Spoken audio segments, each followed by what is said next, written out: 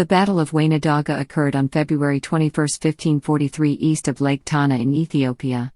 Led by the Emperor Galawduos, the combined army of Ethiopian and Portuguese troops defeated the Somali Ottoman army led by Imam Ahmad ibn Ibrahim al-Ghazi. Tradition states that Ahmad was killed by a Portuguese musketeer, who had charged alone into the Muslim lines. Once the Imam's soldiers learned of his death, they fled the battlefield. Background: at the Battle of Wufla, Imam Ahmad had crushed the Portuguese expeditionary force, killing most of its men, capturing practically all of the firearms they had, and capturing and killing its leader, Cristóvão da Gama.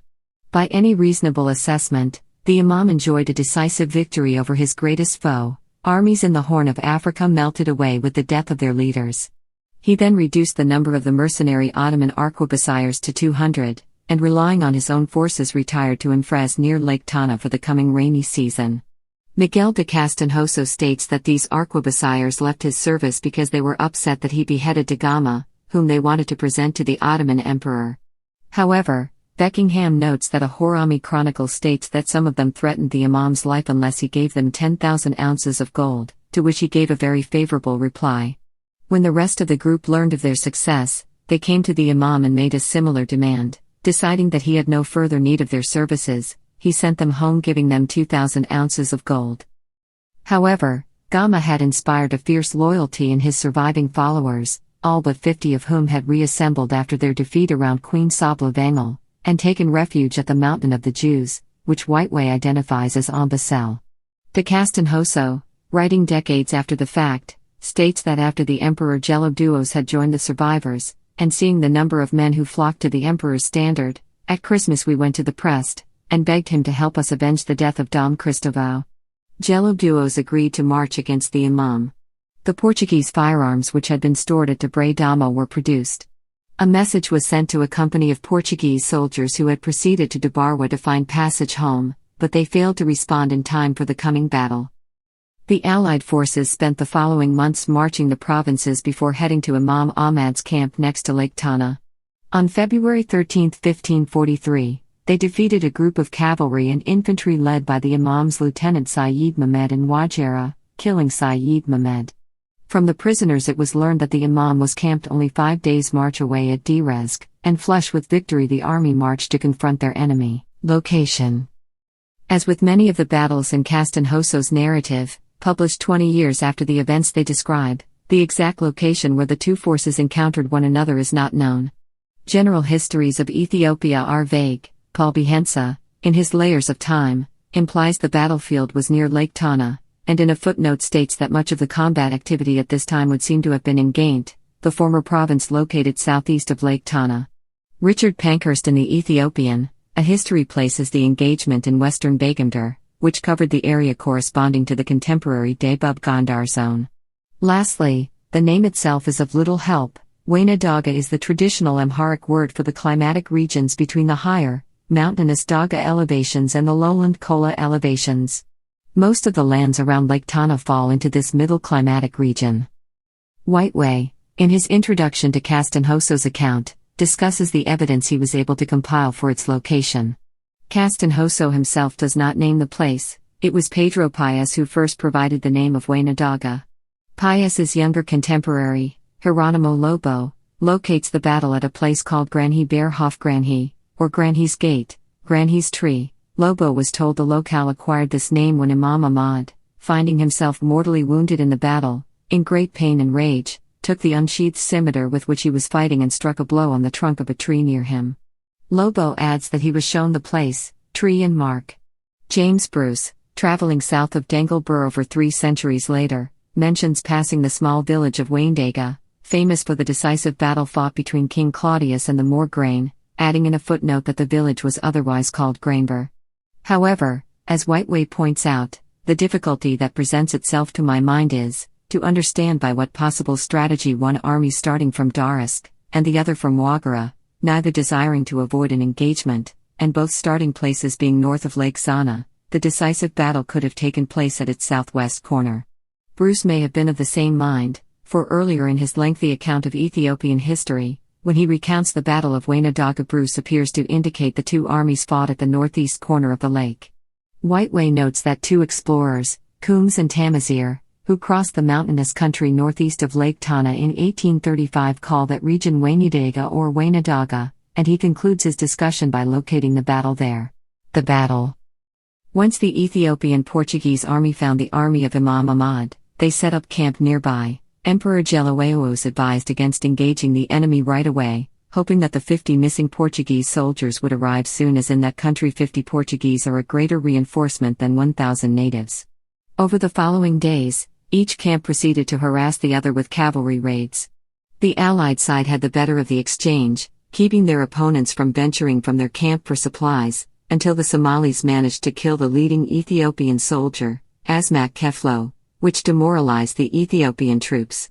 Faced with the potential desertion of his force, Gelawayos decided he could wait no longer and prepared for an assault the next day. The two forces started the main battle early the next day, with the Somali Ottoman force divided into two groups. At first, the Muslim side succeeded in driving the Allied side back, until a charge by the Portuguese and Ethiopian cavalry broke up the charge.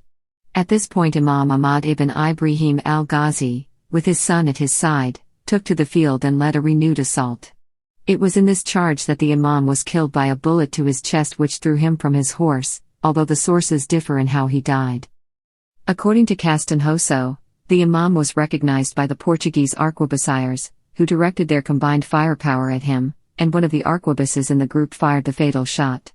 Although he was an eyewitness to the battle, Castanhoso constantly emphasizes in his account the corporate identity of the Portuguese expedition after Gama's death. We bore before us the banner of holy compassion. The Prest had sought to appoint one of us captain, but we desired none save the banner of himself to lead us, for it was not to be anticipated that we should follow another, having lost what we had lost.